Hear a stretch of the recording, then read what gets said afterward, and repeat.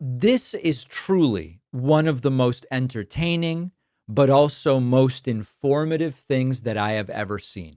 Ted Cruz and Tucker Carlson sat down on Tucker's show yesterday. Ted and Tucker are both Trump guys, at least publicly. The reason I say at least publicly is Trump has previously viciously attacked Ted Cruz and his family, even calling his wife ugly. But publicly, Ted says they've made up and he's pro-Trump. All right. Tucker publicly is pro-Trump, but he has been caught privately texting things like, I despise Trump. But as far as he says publicly, he still generically is a supporter of Donald Trump. So the topic of Iran comes up. On this particular issue, Ted Cruz is publicly all for the United States joining the war against Iran. Tucker Carlson is not. And then the following happens. There is so much going on here. Let's take a look. How many people live in Iran, by the way? I don't know the population. At all?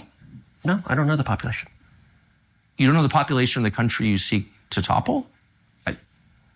How many people live in Iran? 92 million. Okay. Yeah, How could you not know that?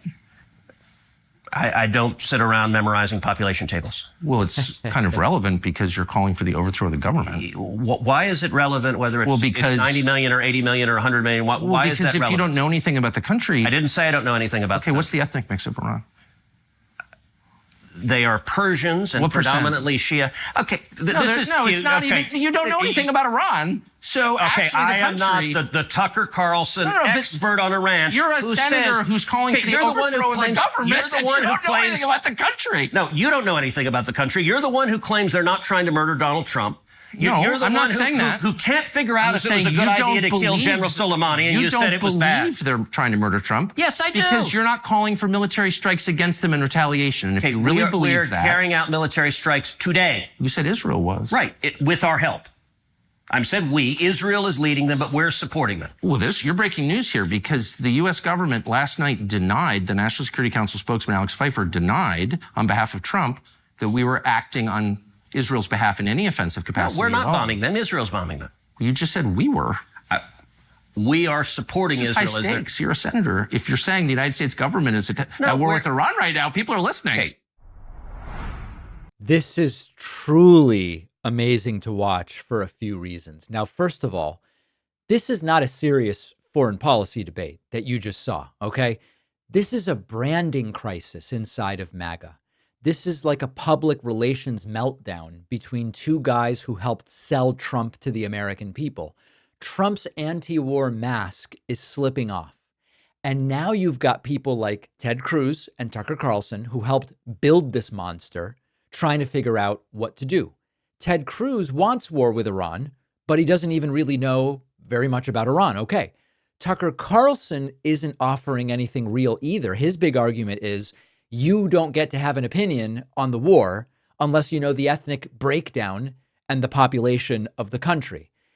What is the bar now, right? You get to comment on foreign policy if you pass a pop quiz. But the important thing here is, of course, this is a building civil war within MAGA. Last night, I was on Chris Cuomo's show on News Nation. And before I was on, there were two MAGAs debating pro going into Iran or against it. This is a building civil war within MAGA. But the bigger problem is that this is not about Ted Cruz or Tucker Carlson. This is what happens when you have a movement built on branding that is phrased as policy, but it's not really policy. And when you build it on branding, now the branding is crashing into reality. Trump was never anti-war. That was like a costume that he wore. He pretended to be religious. He's not religious. He said that he's against abortion and pro-life.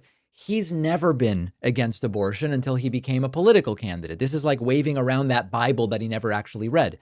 It was whatever gets my base cheering for me. That's what Trump was willing to say. And when it stops being convenient, when it starts costing Trump politically, the branding vanishes. The anti-war guy becomes, we've got the best missiles and we're launching them and I might assassinate the supreme leader of Iran. The pro-life guy who's suddenly praising dictators. The Bible guy ranting about blood and revenge on Truth Social. So what we have right now is Trump escalating the war with Iran. The people who helped build this illusion of Trump as the anti-war guy, Tucker Carlson, Steve Bannon, Candace Owens, they're scrambling now because suddenly the audience might notice none of this means anything. The movement that's built on these blocks they gave us, anti-war, religion. There was nothing there. It's vaporware. And meanwhile, Americans don't seem confused. New poll out yesterday, only 16% of Americans support American involvement in Iran. Now, of course, that may change. There is this thing called the manufacturing of consent. And over time, not that many Americans wanted to go into Iraq. Then Colin Powell and his team made a case about Iraq having nuclear weapons, which they didn't have. And all of a sudden, support for the war went up. It never got very high, but it did go up. So only 16% of Americans want to do this right now. That number may go up. But the important thing is that argument between Ted Cruz and Tucker Carlson, it's really not a policy debate. It's what obviously happens when your entire movement is built on slogans. And one day people realize those slogans don't mean a damn thing. Trump's not really anti-war. Trump just used that because he thought it was a way to distinguish himself from other Republicans, to try to explain why he's uniquely the right person, but he never meant any of it, much like he doesn't mean just about everything that he says. I don't have a cat myself, but many friends and family do, and lately they have all been talking about Smalls. So when Smalls came on as a sponsor, I wanted to learn more. Smalls is a fresh take on cat food because their recipes are protein-packed, made with ingredients you would actually recognize from your own fridge, no preservatives, nothing artificial, real food made for cats. That's why Cats.com and Forbes both named it Best Overall Cat Food. Friend of mine recently mentioned their cat seems excited when the Smalls boxes show up. They tried putting it side by side with the old food.